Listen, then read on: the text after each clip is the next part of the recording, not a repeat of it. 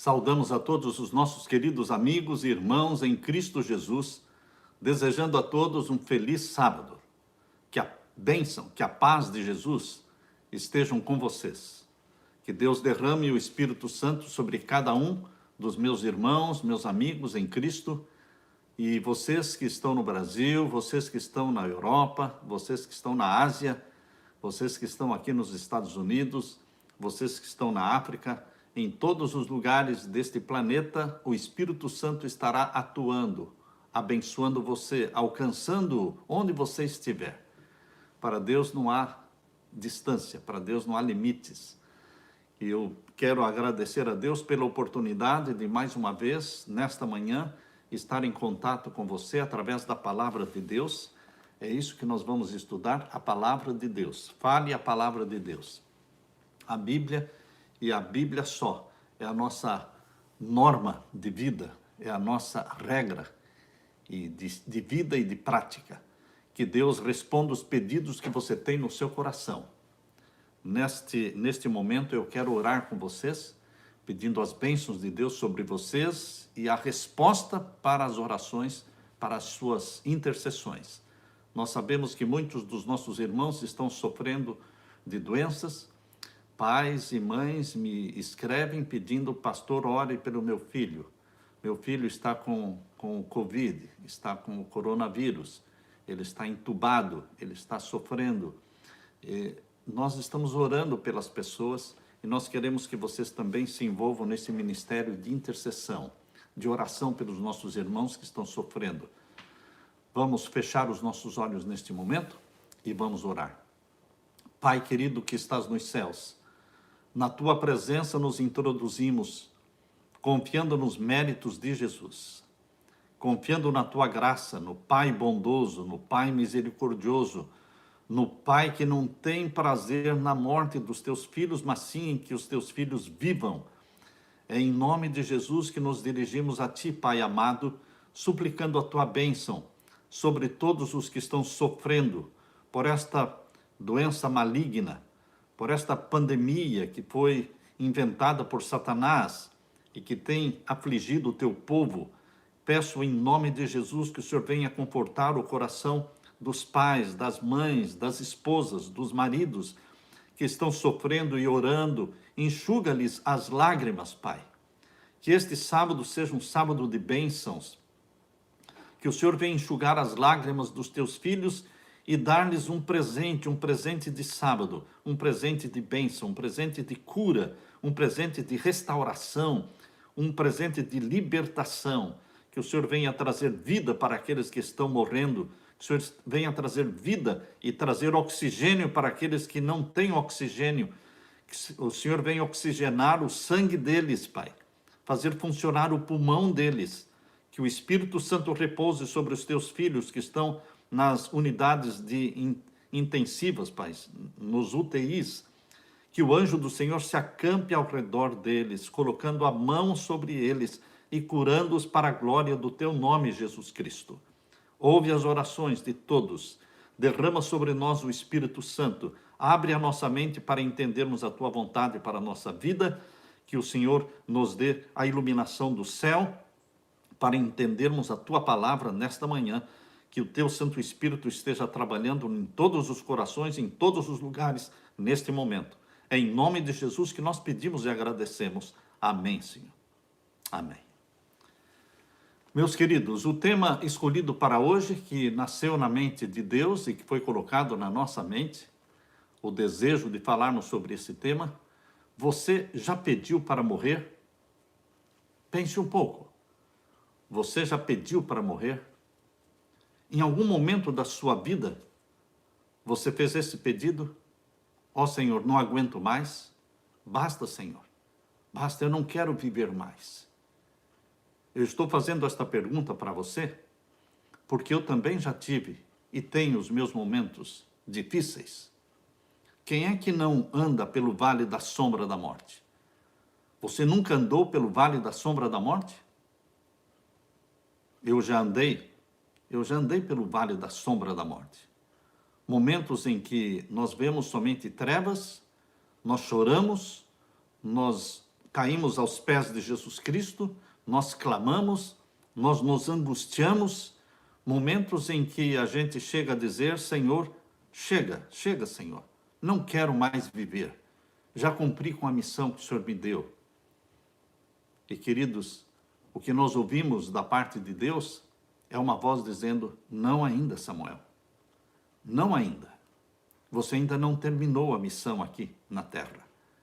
Queridos, Deus tem sim um plano para a sua vida, um plano para a minha vida. Existem vales da sombra da morte e todos nós vamos passar pelo vale da sombra da morte. Não escolheríamos passar pelo vale da sombra da morte se fosse nossa escolha. Mas não é nossa escolha. Uma vez que nós somos filhos e filhas de Deus, uma vez que nós pedimos que Deus cumpra a vontade dele na nossa vida, então ele é que vai nos conduzir. E intencionalmente, muitas vezes, Deus nos leva pelos vales da sombra da morte, para que nós sejamos dependentes dele. Existem vales que nós não escolheríamos atravessar, mas Deus nos conduziu por ali. Existem caminhos, por exemplo, na história do povo de Israel, quando Deus tirou o povo de Israel do Egito, levando-o para a Palestina, para a terra prometida, existia um outro caminho mais curto, mais cômodo, mais confortável, mas Deus escolheu levar os seus filhos pelo deserto, pelo caminho mais difícil. Por quê, Senhor? Por quê? Atravessar deserto nunca foi fácil. Nunca foi fácil. Quem é que não tem seus desertos? Quem é que não tem os seus desertos? Deus intencionalmente permite que andemos pelo deserto, porque é ali que vamos sentir a nossa insuficiência. É ali que nós vamos sentir a nossa impotência, a nossa fragilidade de sobreviver. É no deserto que nós aprendemos a comer e a beber das mãos de Deus. Foi ali que Deus deu o maná para eles comerem, deu a água para eles beberem. Eles dependiam do pão e da água das mãos de Deus. Foi ali que Deus dava uma nuvem cobrindo o seu povo no deserto, para que não fossem afligidos pelo sol durante o dia e pelo frio durante a noite. Eles eram totalmente dependentes de Deus, e Deus ama que você seja dependente dele.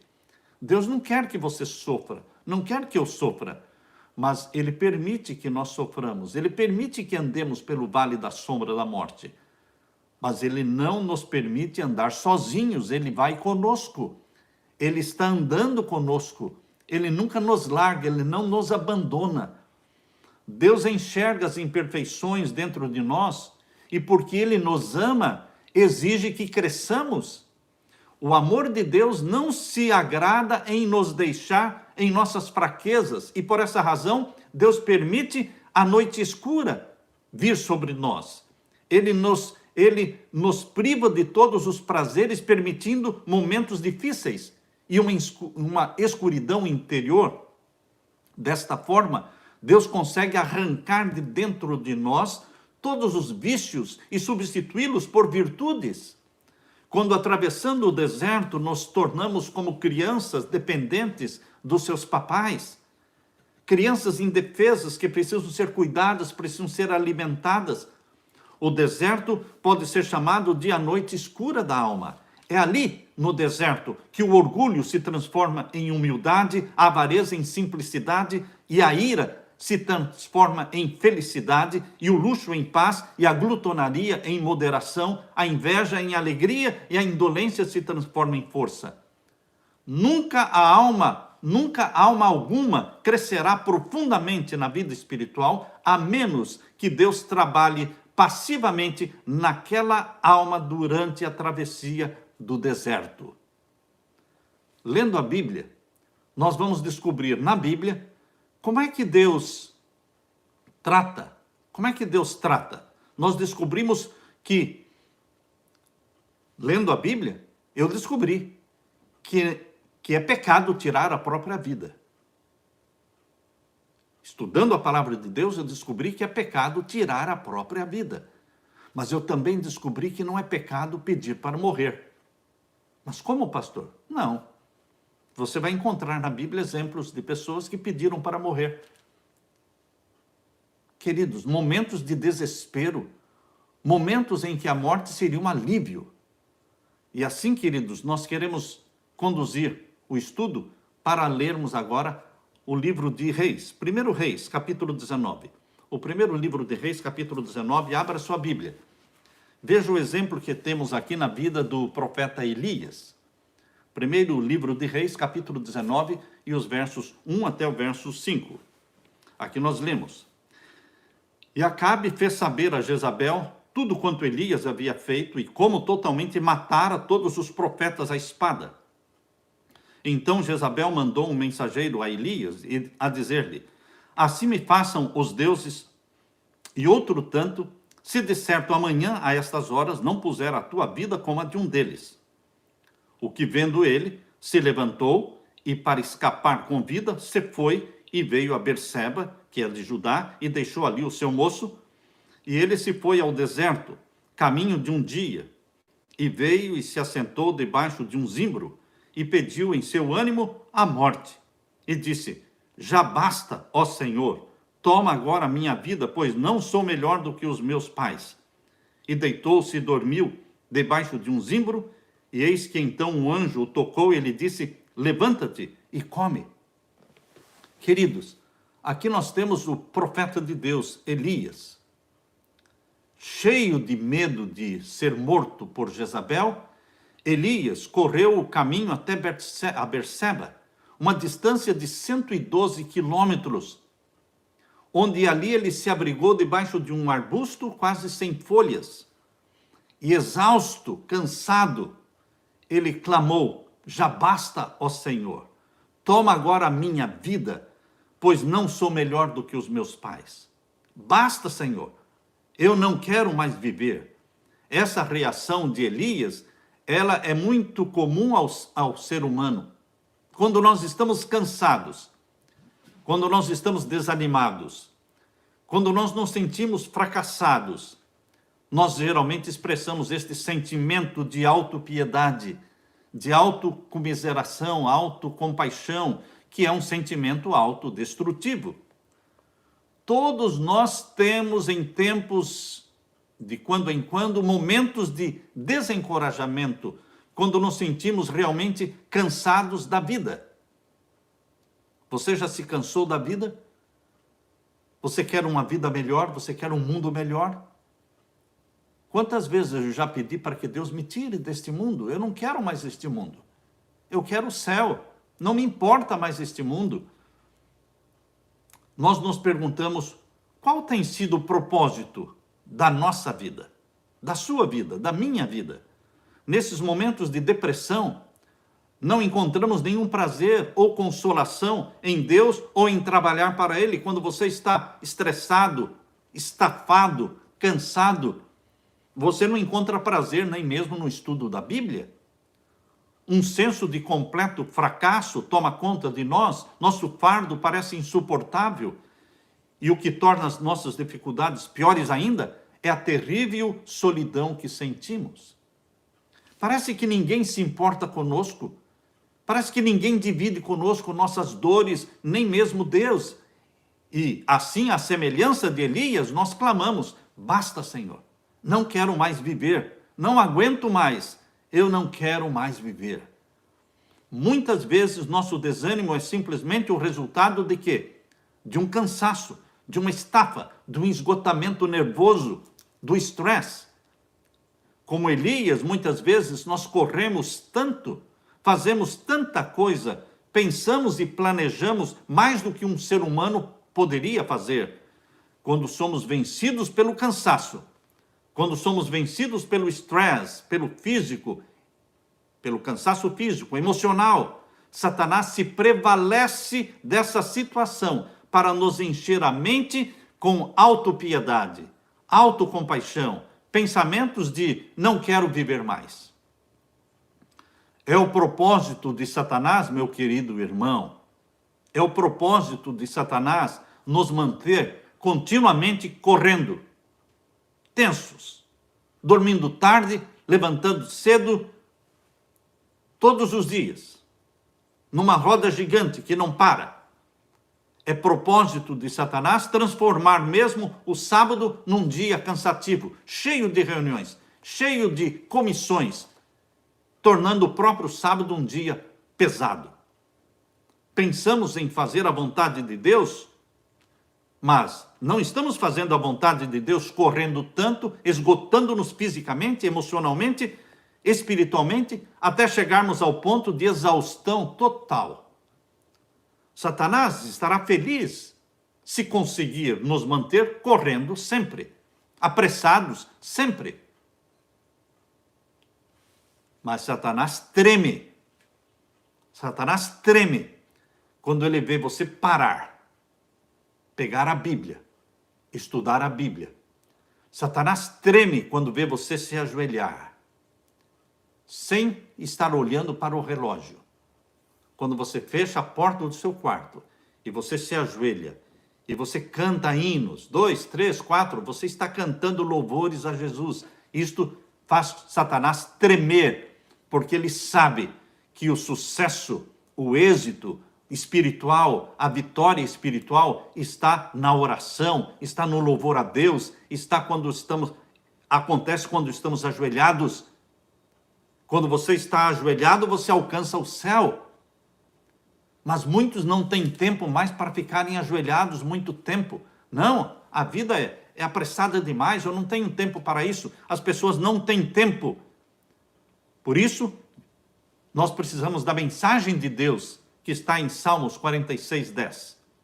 A mensagem de Deus de Salmos 46:10 é esta: aquietai-vos, aquiete-se e saiba que eu sou Deus. Você só sabe que Deus é Deus quando você se aquieta, quando você silencia, quando você louva a Deus, quando você concentra os pensamentos não no vazio. Não é questão de esvaziar a mente, não. Você enche a mente com os pensamentos e cenas de Jesus. Você concentra os seus pensamentos em Jesus, você louva com a sua boca audivelmente a Jesus, e você sente então a influência santa do Espírito Santo descendo sobre você. Aquietai-vos e sabei que eu sou Deus. Salmos 46:10. Existe um grande líder da igreja chamado J.N. Andrews. J.N. Andrews, o primeiro missionário adventista na Europa, teve que atravessar um longo deserto. Na travessia desse longo deserto, ele perdeu a esposa, perdeu a própria filha, morreram de tuberculose. J.N. Andrews era um profundo estudioso da palavra de Deus. Ele disse: se tirarem a Bíblia das minhas mãos, eu posso reescrever o Novo Testamento inteirinho, palavra por palavra, ponto por ponto. Ele sabia o Novo Testamento de cor. Este era J.N. Andrews. Mas ele trabalhava demais. J.N. Andrews era um pregador, escritor, intensível trabalhador, e pelo fato dele estar trabalhando para o Senhor, ele pensou que podia extrapolar tudo. Ele dormia pouco, trabalhava muito e chegou ao ponto da exaustão total. Estafado, estressado, desanimado, Andrews não encontrava mais prazer nem no estudo da Bíblia, nem na oração. Parou de pregar. Deprimido e cansado, Andrews decidiu se afastar de tudo e de todos. Isolou-se, foi com a esposa, isolou-se na fazenda do sogro e ficou lá 2 anos, sem dar estudos bíblicos, sem pregar, 2 anos trabalhando na terra. E, queridos, depois destes 2 anos trabalhando na terra, 2 anos de quietude, de isolamento, ele retornou ao ministério e então realizou a grande obra para o Senhor. Ele se tornou presidente da Conferência Geral da Igreja Adventista e depois disso ele viajou para a Europa como o primeiro missionário adventista além mar, ou seja, na Europa. Nosso Pai Celestial, queridos, quer que respeitemos a fadiga. Respeite a fadiga. Respeite o cansaço. Não devemos subestimar o cansaço. Quando cansados e exaustos, a melhor coisa a se fazer é dormir, é descansar. Não é seguir trabalhando e orando, pedindo que Deus nos dê mais forças, mais energia. Não, você está exausto e cansado? Não peça mais energia. Vá dormir, vá descansar. Nós costumamos sobrecarregar nosso corpo, não lhe dando chance de se recuperar. Começamos a usar e queimar nossas reservas, e isso muitas vezes em nome de Deus, como se Deus trabalhasse contra as suas próprias leis. Trabalhando muito e dormindo pouco, comendo mal,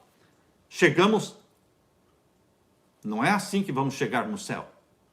Não, queridos, nós vamos chegar na doença, nós vamos chegar no fundo do poço da depressão.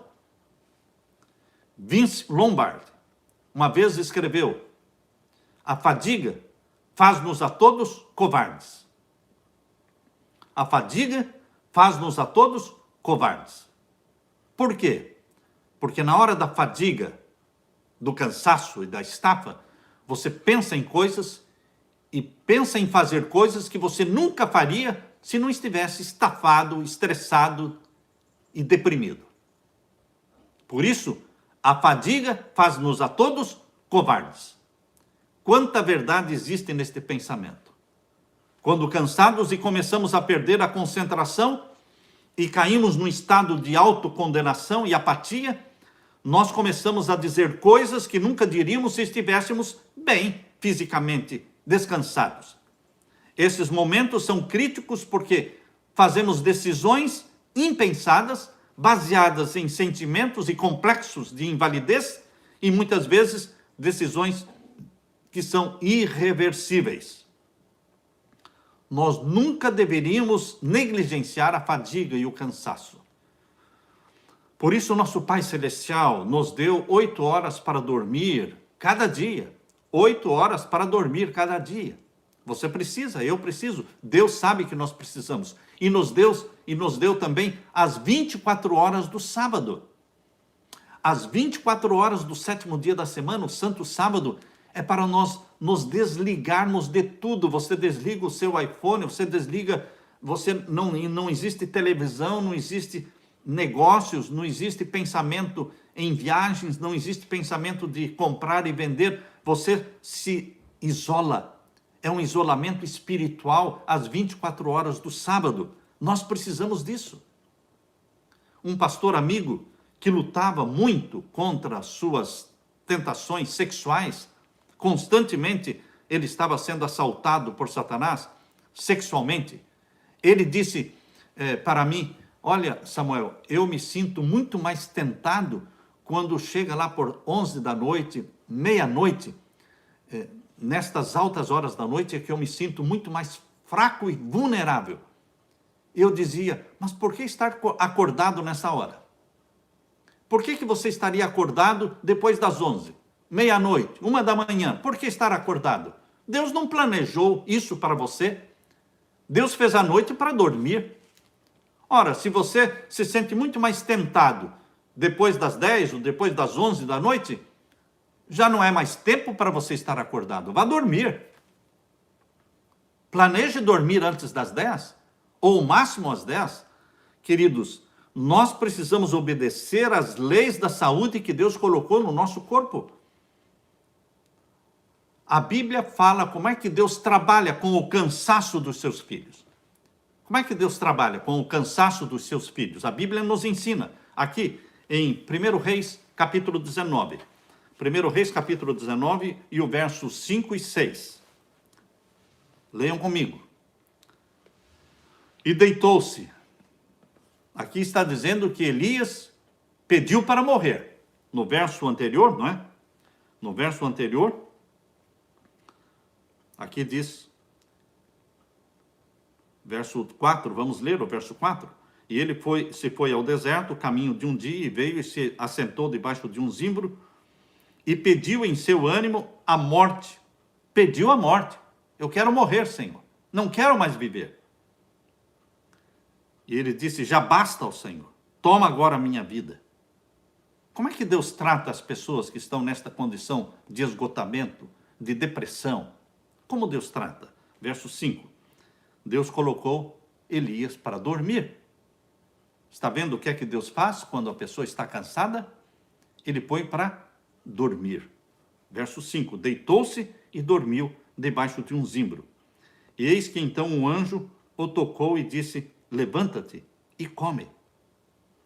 E olhou, e eis que à sua cabeceira estava um pão cozido sobre as brasas. Na realidade, assado, não é? Sobre as brasas.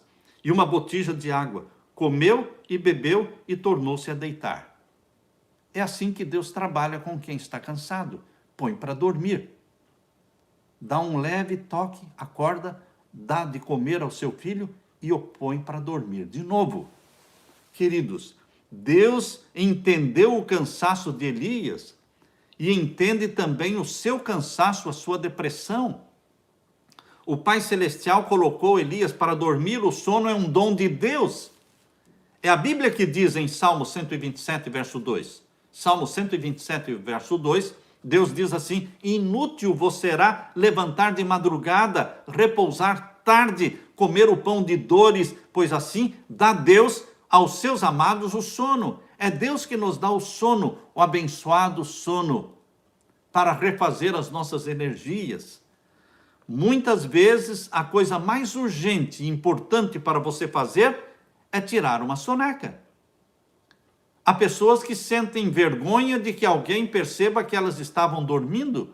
Não, queridos, não é vergonha dormir, não é vergonha descansar, faz parte do plano de Deus. Ser um cristão consagrado, ser um cristão espiritual, não significa ser agitado, estar correndo sempre. Às vezes, quando a gente telefonava para a casa de um pastor amigo, e a esposa dizia: ele já saiu. Queridos, não é hora de sair. De manhã é para o pastor ficar ali estudando a Bíblia, meditando. Eu sempre dediquei a parte da manhã inteira na minha vida, toda a parte da manhã na minha vida de pastor, eu sempre dediquei para o estudo, para a comunhão com Deus. Desde que eu me levantava, eu saía fazer a minha caminhada, o exercício físico, e então ficava depois até a hora do almoço estudando, orando. Queridos, não é correndo que alcançamos o sucesso. É aos pés de Jesus Cristo que vem a bênção, o Espírito Santo, a santidade. É aos pés de Jesus Cristo que ele faz com que o nosso trabalho prospere. É Deus que faz o trabalho prosperar. Deus não planejou que os seus filhos vivessem uma vida de contínua atividade. Deus não planejou que a vida fosse só de contínuo trabalho e nem só de contínua meditação. Não é contínua meditação e não é contínuo trabalho. A vida de Jesus, ela era dividida entre o monte da oração e o convívio com as multidões. Veja a vida de equilíbrio de Jesus. O monte da oração e o convívio com as multidões. Ser um obreiro de Deus responsável não significa correr o tempo todo. Temos que aprender a dizer não para muitas coisas. Há pessoas que não sabem dizer não. Dizem sim para todos e aí ficam estafadas, ficam desanimadas, ficam cansadas, se esgotam. Há pessoas egoístas, desequilibradas, que são chefes e exigem do seu time de trabalho que eles também corram o tempo todo. Não. Ser um filho e uma filha de Deus também significa ter tempo para comer, ter tempo para dormir e relaxar, como foi o caso de Elias. Deus enviou um anjo para tocar Elias. O anjo tocou Elias, diz aqui, 1 Reis capítulo 19, e o verso 6. Verso 5, e deitou-se e dormiu debaixo de um zimbro, e eis que então um anjo o tocou. Na hora de acordar, o anjo veio e o tocou levemente. E disse: levanta-te e come. Levanta-te e come. E agora o verso 7, pela segunda vez, veja, verso 7. E o anjo do Senhor tornou segunda vez e o tocou. Na segunda vez que ele foi colocado para dormir, o anjo o acordou de novo. E o anjo do Senhor tornou segunda vez e o tocou, e disse: levanta-te e come. De novo. De novo. Por quê? Porque muito comprido te será o caminho. Você vai caminhar muito. E o verso 8 diz: levantou-se, pois, e comeu e bebeu. E com a força daquela comida, caminhou 40 dias e 40 noites até Horebe, o monte de Deus. Com aquele lanche que o anjo deu, ele foi alimentado 2 vezes pelo anjo. Com aquele lanche, ele caminhou 40 dias e 40 noites até o monte Horebe, ou seja, o monte Sinai, o monte sagrado de Deus. Deus nos acha quando nós estamos deprimidos, quando estamos de cabeça baixa, quando estamos escondendo o rosto, olhando para baixo, quando estamos com lágrimas nos olhos, ou até mesmo sem força para chorar temos. Deus vem até nós para nos tirar da fadiga. Deus nunca acorda alguém para o desapontamento. Deus nos acorda sim para boas coisas que Ele tem nos preparado. Amém? Aleluia. João, que conhece o amor de Deus conheceu o amor de Deus deitado no peito de Jesus Cristo, ele escreveu assim na sua primeira carta de João, capítulo 4 e o verso 16. João disse: e nós conhecemos e cremos no amor que Deus nos tem. Deus é amor. Nosso descanso é a certeza do amor do nosso Pai, que nos coloca para dormir e nos acorda para comer. Foi o Pai que preparou o lanche para Elias e colocou para dormir a segunda vez. Que Deus é este? Que Pai é esse? Eu não preciso de outro Deus que envie os anjos para cuidar de nós. Envia os anjos para nos dar de comer e de beber. Talvez a melhor maneira de conhecermos o nosso Deus seja experimentá-lo em tempos de profundo desânimo, quando nos sentimos imerecedores de tal amor. Com a força daquela comida e daquela bebida, Elias caminhou 40 dias e 40 noites até chegar no Monte Sinai. Lá, Elias entrou numa caverna e passou a noite ali, dormiu ali. E agora eu convido você para que leia comigo o que está no capítulo 19, 1 Reis, capítulo 19, e os versos 9 até o verso 13. 1 Reis, capítulo 19, e os versos 9 até o verso 13. E ali entrou numa caverna e passou ali a noite. E eis que a palavra do Senhor veio a ele. E lhe disse: que fazes aqui, Elias? A palavra do Senhor veio para Elias quando ele estava dentro da caverna. Muitas pessoas não querem ver ninguém, querem se isolar, querem entrar na caverna, estão deprimidas, estão cansadas, não querem falar com ninguém, não querem ver ninguém. Elias estava nessa situação, lá dentro da caverna, escura. E ali a voz de Deus foi ouvida. Deus perguntou: que fazes aqui, Elias? Que fazes aqui? E o verso 10. E ele disse: tenho sido muito zeloso. Percebam que Elias não respondeu a pergunta que Deus fez. Em vez de responder a pergunta: que fazes aqui, Elias? Elias começou uma ladainha. Elias começou uma ladainha de autopiedade. Ah, eu sou vítima, só eu, Senhor, eu fiz isso, fiz aquilo, só eu restei. Queridos, vejam o verso 10. Tenho sido muito zeloso pelo Senhor Deus dos exércitos, porque os filhos de Israel deixaram o teu concerto, derribaram os teus altares e mataram os teus profetas à espada, e eu fiquei só eu, e buscam a minha vida para me tirarem. E ele lhe disse, Deus falou para Elias: sai para fora. Deus quer tirar você da sua caverna, meu irmão. Deus não quer que você fique com esse sentimento de autocomiseração, autocompaixão, autopiedade, deprimido, dentro de uma caverna escura. Por isso Deus diz: sai para fora. A pessoa que está deprimida, está cansada, ela precisa sair da sua caverna, sair do seu quarto, tomar a luz do sol, receber a luz do sol, olhar para fora, olhar para cima, respirar profundo. Deus existe, Deus está com você, Deus não esqueceu de você, Deus não abandonou você.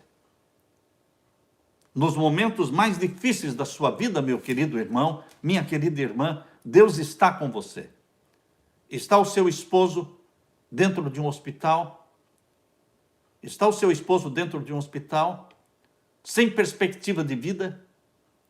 O médico já falou para você que não tem mais esperança, humanamente falando, não tem mais esperança? Você está dentro de uma caverna escura? Deus existe. Saia para fora. Olhe para o céu. Para este Deus que tudo pode, soberano, Ele pode todas as coisas. Ele é o Deus da vida. Ele é o Deus do impossível. Ele é o Deus dos milagres. É o Deus que ama que você seja dependente dEle. Dependentes deste Deus. Como é bom ser dependente de Deus. Ele nos dá de comer, nos dá de beber, Ele nos protege, Ele cura as nossas enfermidades. A doença tem como pai Satanás, mas a cura vem de Jesus Cristo. Jesus é a cura, Jesus é a vida. E não é vontade de Deus que os seus filhos fiquem sofrendo, mas Jesus quer que você saia da caverna. Sai para fora, disse Deus para Elias. Põe-te neste monte perante a face do Senhor. Saia da caverna e venha para o monte. O monte, Deus, o Deus das montanhas. O Deus que se revela nas montanhas. Deus se revelou a Abraão nas montanhas. Deus se revelou para Moisés nas montanhas. Quando Ló preferiu viver nas planícies, nas cercanias de Sodoma e Gomorra, Deus disse para Abraão, você vai para as montanhas, Abraão, porque eu sou o Deus das montanhas. É ali nas montanhas que nós aprendemos a conhecer a Deus. E aqui diz, sai para fora e põe-te neste monte perante a face do Senhor. E eis que passava o Senhor como também um grande e forte vento, que fendia os montes e quebrava as pedras, quebrava as penhas diante da face do Senhor, porém o Senhor não estava no vento. E depois do vento, um terremoto, também o Senhor não estava no terremoto. E depois do terremoto, um fogo, porém também o Senhor não estava no fogo. E depois do fogo, uma voz mansa e delicada. Uma voz mansa e delicada. Voz mansa e delicada só pode ser percebida para quem está em quietude. Se você estiver correndo sempre, se você sempre estiver atarefado, sem tempo para parar, você não vai perceber, não vai ouvir esta voz mansa e delicada. Por isso a Bíblia diz, aquietai-vos e sabei que eu sou Deus. Aquiete-se. Entre em comunhão com Jesus. Feche a sua porta. Abra o seu coração. Chore. Derrame as lágrimas aos pés de Jesus. Derrame as lágrimas diante deste amigo que pode enxugar as suas lágrimas. Confie nele. E o verso 13 diz, e sucedeu que ouvindo-a Elias ouviu a voz mansa e delicada. Você e eu precisamos aprender a ouvir a voz de Deus. E sucedeu que, ouvindo-a Elias, envolveu o seu rosto na sua capa e saiu para fora e pôs-se à entrada da caverna. E eis que veio a ele uma voz que dizia, que fazes aqui, Elias? Que fazes aqui, Elias? Queridos, a única evidência divina não foi o terremoto, o fogo, o vento, o vendaval, não. A única evidência divina foi o quê? Quase que um inaudível sussurro, manso e delicado. Nós nunca sabemos exatamente como Deus vai aparecer, mas Ele pode aparecer de uma maneira extraordinária e assustadora, como aconteceu no Monte Sinai com Moisés, onde ele se manifestou com fogo, com raios, com relâmpagos, mas ele pode aparecer também como Elias, como apareceu para Elias, na quietude. Seu espírito suavemente sopra sobre nós como uma brisa, que aqui e ali, tocando um, tocando o outro, trabalhando em silêncio, corrigindo, convencendo, aperfeiçoando e animando. O problema de Elias era que ele tinha expectativas não realísticas de Deus. Ele tinha visto Deus se manifestar de uma maneira espetacular lá no Monte Carmelo. Ele viu o fogo descer do céu, resposta de Deus espetacular. Ele viu os profetas de Deus serem mortos. Ele mesmo matou os profetas. Aliás, ele viu os profetas de Baal serem mortos. Ele mesmo matou os profetas de Baal. Mas não se cumpriu a expectativa de Elias de ver Deus matar Jezabel. Deus poupou a vida de Jezabel por enquanto. E ele ficou desanimado porque Deus não tirou a vida de Jezabel. Caiu em depressão. As coisas não acontecem do jeito que você espera, meu irmão. As coisas não aconteceram do jeito que Elias estava esperando. O Pai Celestial tem seu jeito de ser e agir. Ele é soberano. O método divino para corrigir Elias foi trazê-lo ao Monte da Revelação, o Monte Sinai, exatamente o que Deus precisa fazer conosco, vez após vez. É na quietude da comunhão que ouvimos a voz de Deus e ouvimos a verdade. Existe uma corrente de pregadores cristãos que prega que realmente quem tem fé vencerá todas as coisas, quem tem fé vencerá todas as doenças, vencerá a pobreza. Quem tem fé nunca vai morrer de câncer, quem tem fé nunca vai ser pobre, quem tem fé nunca vai ter um problema no casamento, quem tem fé nunca sofrerá uma doença. Queridos, não existe isso. Não existe isso. Quem tem fé e quem é fiel a Deus também sofre perdas. Também sofre perdas de filhos, perda de emprego, perda da saúde. Lembre-se que nós não estamos no céu ainda. Nós não estamos ainda no céu. Nós estamos aqui num campo de batalha, onde aqui e ali os soldados de Jesus tombam e morrem e precisam ser substituídos por outros. Ainda não é o céu aqui. Ainda não é hora de desanimar, de desistir da vida. Existe muito trabalho a ser feito ainda. Quando eu ouço pessoas dizerem que a vida é dura para quem é mole, você já ouviu esse ditado? A vida é dura para quem é mole. Quando eu ouço pessoas falarem isso, eu penso, aí está uma pessoa que não sabe o que está falando. A pessoa que diz que a vida é dura para quem é mole, não sabe o que está falando. Por quê? Porque a vida é dura mesmo. A vida não é dura só para quem é mole, não. A vida é dura de fato. Para mim, a vida é dura. Para Jesus, a vida foi dura. Para João Batista foi dura. Para Pedro, para Paulo. Para qual dos filhos de Deus que a vida não foi dura, pesada, difícil de ser vivida? A vida não é fácil de ser vivida.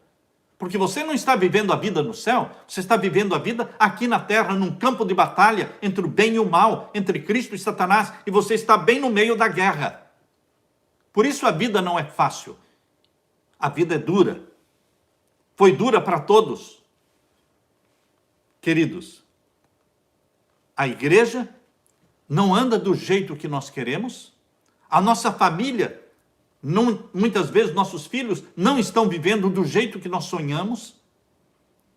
As coisas não acontecem exatamente do jeito que nós queremos. Existem momentos difíceis em que perdemos a saúde, perdemos emprego, perdemos as reservas, momentos em que o plano de aposentadoria falha. Queridos, muitas vezes trabalhamos longas horas, mas com pequenos resultados. Diante de todos esses fatos, nós podemos dizer a vida é dura mesmo, mas com Jesus Cristo somos consolados. Com Jesus Cristo somos ajudados. Deus usa a vida dura que vivemos aqui para nos aperfeiçoar, para nos tornar dependentes dele. Jesus disse em João capítulo 15, versos 18 e 20, diz: se o mundo vos aborrece, sabei que primeiro do que a vós me aborreceram a mim. Se a mim me perseguiram, também vos perseguirão a vós. Jesus não está enganando você e nem a mim. Jesus está sendo bem franco, bem claro, bem transparente. Perseguiram a mim, perseguirão a vós. Se você é meu, diz Jesus, vão perseguir você. Eu costumo dizer que não é o mundo que nos persegue, é a própria igreja que persegue. Eu costumo dizer que dentro da igreja existem dois grupos, dos perseguidores, desde o tempo de Jesus. Desde o tempo de Jesus, a igreja de Deus tinha dentro dela o grupo dos perseguidores e dos perseguidos. Agora, você escolhe em que grupo você quer estar. Você quer ser perseguidor? Ai de você. Você está entre os perseguidos? Regozijai-vos e alegrai-vos quando vos perseguirem e disserem todo o mal contra vós, porque assim também fizeram aos seus pais, os profetas, no passado. Queridos, Fred Smith uma vez escreveu, dizendo, com Deus qualquer coisa é possível, mesmo o fracasso. Pense um pouquinho. Com Deus qualquer coisa é possível, mesmo o fracasso. Por que Deus de vez em quando permite o fracasso? Por quê? Porque Ele quer nos humilhar. Ele quer nos humilhar. Ele quer nos salvar de nós mesmos. Ele quer nos ensinar a sermos dependentes dele. Por isso Ele às vezes permite humilhação e fracasso. Mas nós não devemos nos preocupar, porque os eventos que nós chamamos de fracassos e de tragédias são as oportunidades de Deus trabalhar. Deus sabe como tirar glória para o seu nome desses momentos de humilhação. A hora de mais profunda humilhação, quando nos sentimos totalmente desqualificados, este é o momento que está para raiar um novo dia. Lembre-se que a hora mais escura da noite é exatamente antes de raiar o novo dia.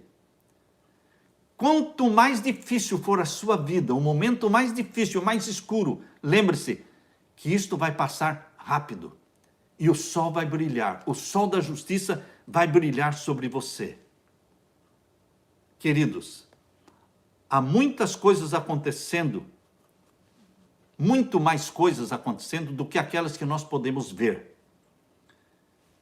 Quando Elias pensava que o fim tinha chegado, ele pediu para morrer, Deus mostrou para Elias que tinha muita coisa para ser feita ainda. Veja o que Deus disse para Elias, aqui em 1 Reis, capítulo 19, verso 14 a 18. Verso 14 a 18. E Deus disse para Elias,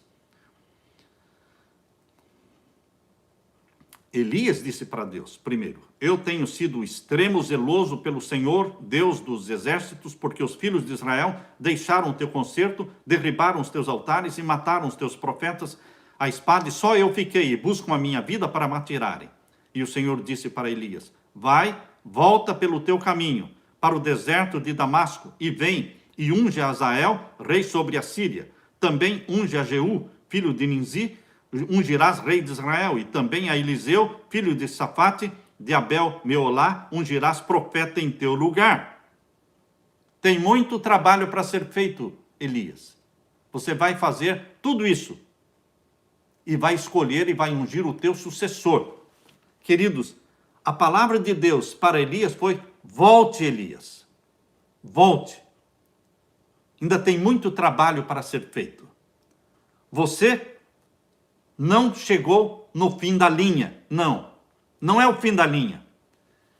Você vai ungir Azael, rei da Síria, vai ungir a Jeú como rei sobre Israel e vai ungir o escolhido de Deus para ser o teu sucessor, o profeta Eliseu. Elias não podia controlar as suas emoções, seus sentimentos negativos, e Deus não insistiu sobre esse ponto. Deus sabia e sabe que as nossas emoções depressivas, continuam um longo tempo, mesmo depois de as causas serem removidas. A tristeza precisa de tempo para desaparecer. Deus não pediu para Elias mudar o seu humor, mas Deus pediu para Elias: vem para fora. E aí falou: volte, Elias, volte para a vida, volte para o trabalho.